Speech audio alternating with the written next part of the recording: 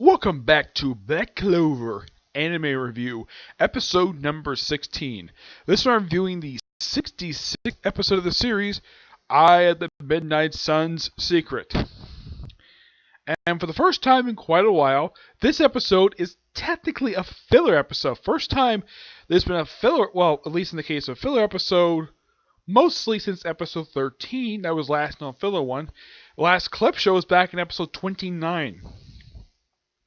This one is mostly put just a recap, or at least a clip show, of the battles that the Black Bulls have had with the Eye of Midnight Sun since the first time they showed up in the series, which was in the Royal City arc. Yeah, in the Royal Capital arc. The episode starts off with Noel's cousin, who I've heard some people, one comment referred to as this show's version of Hinata, due to how much she is in love with Asha and is very hidden about it. And of course, Noel's mentor. Yeah, he's in episode 2.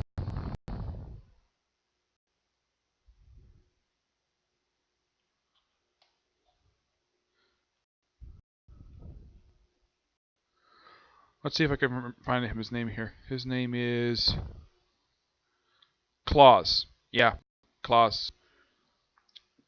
Momoshisha, I think it's pronounced for woman's name. The one who's Noel's cousin.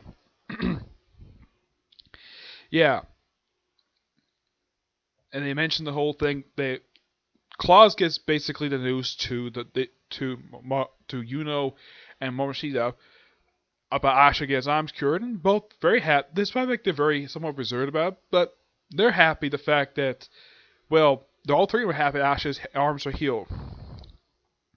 Not surprising because these three are very close with him. Being Asha's foster brother, Morishita being in love with him, being in love with Asha, and of course Claus being very fond of him for some reason. Yeah, this has been like this since like the Royal Capital arc. Yeah, as far as I can tell, it's been on for quite a while. Yeah, and he says the reason why they brought him there is just basically give a recap what they know about the Eye of the Midnight Sun. And this is where we get the clip show. Basically, sort of a minor recap of stuff that's happened over the course of the series. Now, in the case of the Royal Capital arc, the stuff of the Royal Capital, this one a little bit is actually taken from the actual episodes themselves. There's some bits that look like they are in fact original footage. Yeah, we're having the other members of these other captains fighting members of the Midnight Sun. For some reason, they don't show Asha battling several members of the group during this particular arc, or showing Charmy for crown. Charmy was actually in that arc, and she actually played a role in taking on one of his members, one of like two who had been captured.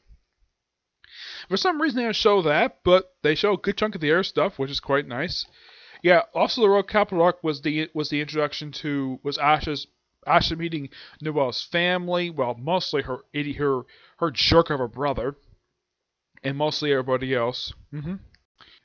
Yeah.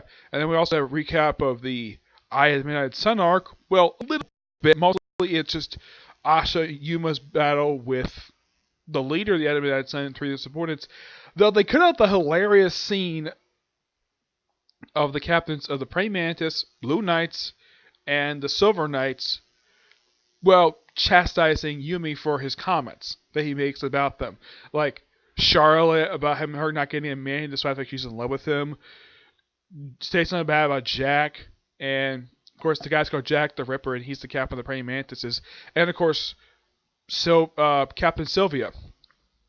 Yeah, they cut out that, but it's a little bit here. Mostly just showing up the Midnight Sun members, like the Three Eyes, and then of course they show off what happened a little bit in the Falling arc, which is the Seabed Temple. Well, they call it the Underwater Temple arc. Basically, it's referred to online as the Seabed Temple arc, but officially they call it the Underwater Temple arc. As for the previous arc, they just reference it, and they just show one small clip from the previous episode, and that's all they do for that one.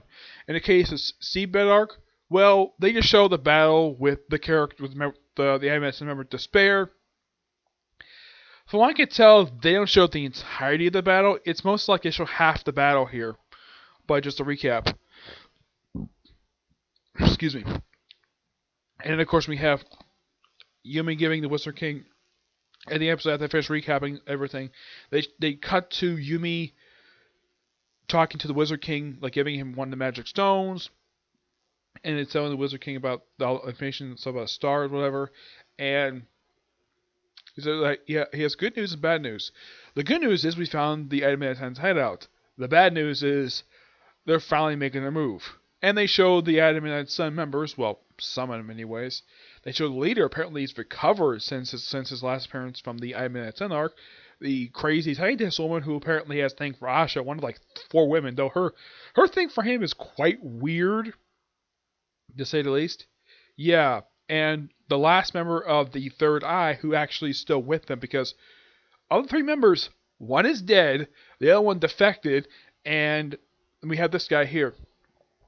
Yeah, and they show that off, but before that, they do mention that even though this technically the mission to the Witch's Forest was not technically a mission. It was just they just had to go there because they wanted to cure Asha's arms. Mm-hmm. Yeah, but this overall was a really good episode, but mostly put, it was mostly clip ups. I would say a good 90% of this episode was a clip show. And not much of this episode was original footage. Or at least present stuff that's not flashback stuff. I would say this episode was roughly 23 minutes long. Of course, they have the Petty Clover thing where, because they mentioned at the start that claws have been dousing it with water and praying out Asha's arms.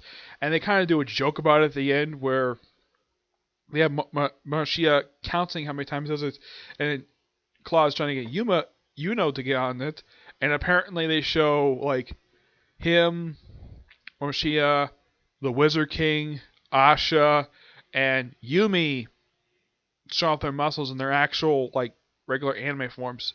It's basically very weird, but yeah, it's an odd one. But I would say the one I like so far the past few episodes is the one with Mars and Fauna. That was an interesting one, which I thought was so funny, where she kept frequently attacking and doing this Petty Clover thing. Which, yeah, I kind of wish it was actually in the animated stuff. They get a little more dialogue what they do. And these two have not seen each other in good 10 years. Like 10, 20 years these two have not seen each other. Yep. Though, they do leave out, as far as I can tell, they don't mention what happened to Zell, his wife, and his two students. One, of course, being assassin, and of course, member of the Eminent Son.